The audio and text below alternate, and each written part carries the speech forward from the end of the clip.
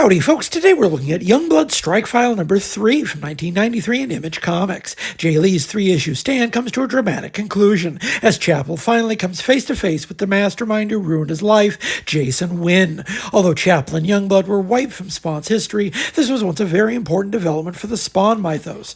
Wynn was the guy who had Al Simmons killed, and he's also the guy who had Chapel infected with the government's weaponized HIV. I'm sure it seemed like a good idea at the time.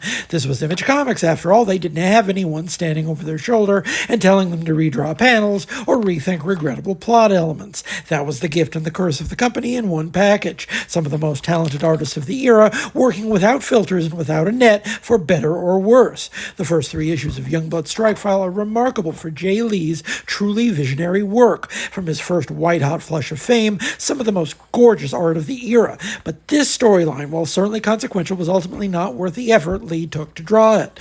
Later vicissitudes severed the connection between Liefeld's properties and the rest of Image, so the significance to Jason Wynn of Youngblood was soon mooted, as was the connection between Die Hard and Eric Larson's Super Patriot, which occupies the other half of the book. There's even another connection here with Cyberdata, the big bad from Mark Silvestri's Cyberforce, pegged as a sinister force chiefly responsible for the profusion of cyborg technology across the rest of the Image line.